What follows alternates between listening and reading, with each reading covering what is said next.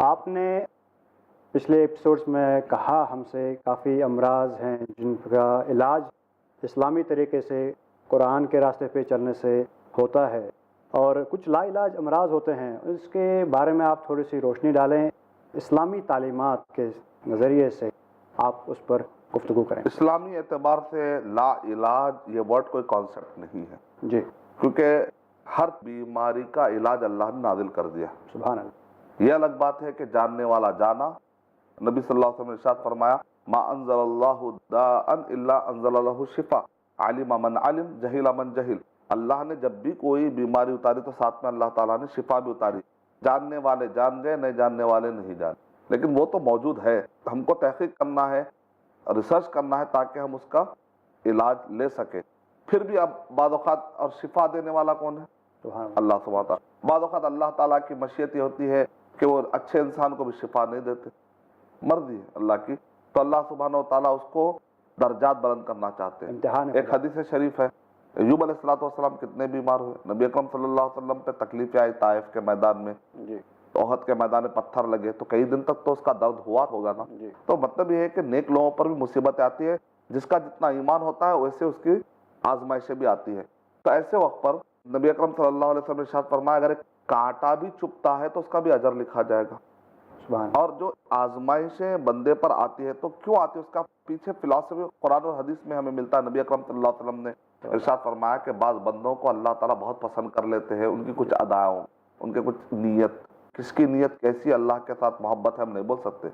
بعض اوقات انسان سمجھتا ہے کہ میں آپ سے بہتر ہوں، سمجھ جاتا ہے، لیکن ہو سکتا ہے اللہ کے پاس آپ کا تعلق بہت اہم ہوگا، جو ہو سکتا میرے اندر وہ کیفیت نہیں ہوگی۔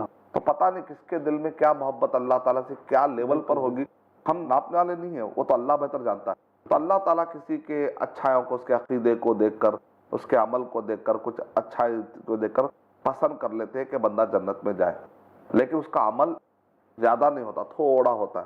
اب اس کا زیادہ عمل کریں گے تو قیامت میں نام اعمال کے ترازو میں ڈالیں گے تو پلڑا جھکے گا انشاءاللہ۔ اب کیسے جھکے گا؟ آدمی اچھا تو ہے لیکن عمل اچھا نہیں کر رہا ہے آدمی، تب کیا کریں گے؟ تو اللہ تعالیٰ اس پر کیا کرتے ہیں؟ تھوڑے مصیبتیں ڈالتے ہیں۔ امتحان۔ اب مصیبتیں ڈالتے ہی وہ کیا کرے گا؟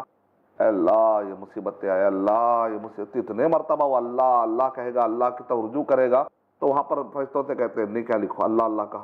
ارے اللہ تعالیٰ بہانے بنا کے جنت میں لے جانا چاہ رہے ہیں اور بندہ بہانے بنا بنا کے جہنم میں جانا چاہ رہا ہے۔ تو اس سے کیا پتا چلا؟ اگر ایسا لگتا ہے کہ شفا نہیں مل رہی ہے، بیماریاں ہو گئی ہیں، تو کئی لوگوں کو دیکھا گیا غم میں ہیں، ہم کہیں گے ان سے مؤدبانہ ان سے گزارش کریں گے آپ خوش رہیے، آپ سے بھی خطرناک بیماریوں والے دنیا میں آپ سے بھی زیادہ خوش ہو کر جی رہے ہیں۔ سبحان اللہ۔ ایسے بھی کئی لوگ ہیں، انہوں نے کمپرومائز کیا ہے، انہوں نے اپنی لائف کے اندر سمجھوتا کہا کہ بھئی دین کے مسئلے میں آگے والے کو دیکھو، دنیا کے مسئلے میں اپنے سے پیچھے والے کو دیکھو۔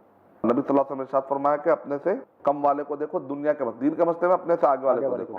شیخ سعدی رحمۃ اللہ علیہ کہتے ہیں کہ ایک مرتبہ ان کے پیر میں چپل نہیں تھے، بڑے غم میں تھے، لوگوں کے پیروں میں ایک سے ایک چپل، جب آدمی کے پیر میں چپل نہیں ہوتی تو ہر ایک کی چپل آج نظر آتی ہے اس کو، جی، اب غم میں ہے، اس کی چپل زبردست چمڑے کی، اے اللہ تو نے مجھے چپل کیوں نہیں دی؟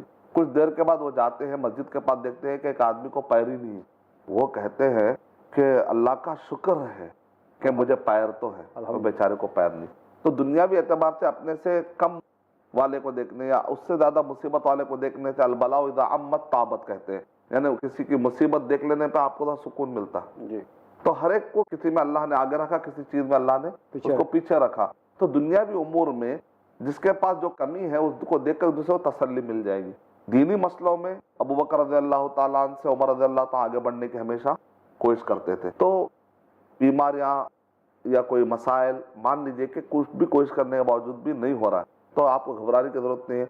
آپ کا عقیدہ یہ ہے کہ اللہ تعالیٰ دنیا کے ہر تکلیفوں کے بدلے میں آخرت میں کیا دیتے ہیں؟ راحت دیتے ہیں، کانٹا بھی چبھا تو وہ جنت کو سوچتے ہوئے سکون لے سکتے ہیں آپ۔ جی، کچھ بھی نہیں تو نہیں وہاں تو میرے خواہشات پورے ہوں گے، کچھ نہیں تو نہیں وہاں پر میرے ساری چیزیں پوری۔ یہ دنیا عارضی ہے، یہ تصور اگر پیدا ہو جائے گا تو آدمی خوش رہے گا۔ اور قرآن مجید کا کثرت سے ورد کرے، قرآن پڑھے، اپنے آپ پر پھونک لے اور رقیہ شرعیہ کرے تو بھی ہو سکتا ہے کہ علاج مل جائے۔ ابن قیم رحمۃ اللہ علیہ کہہ رہے ایک مرتبہ مکے میں اتنا بیمار ہوا، جا کر علاج کراؤں کس سے سمجھ میں نہیں آ رہا تھا، تو میں نے زمزم کا پانی پیا، میں نے رقیہ شرعیہ اپنے اوپر کیا تو مجھے نجات مل گئی۔ سبحان اللہ۔ ابن قیم رحمۃ اللہ علیہ نے ایک کتاب لکھی اس کے بعد، جو کتاب مشہور ہے رقیہ شرعیہ پہ ابن تیمیہ رحمۃ اللہ علیہ کی، اس کے اوپر میں جملہ لکھا ہوا ہے، اگر کسی کو قرآن سے پھر علاج نہیں ملے تو دنیا میں پھر اس کا علاج کہاں ملے گا۔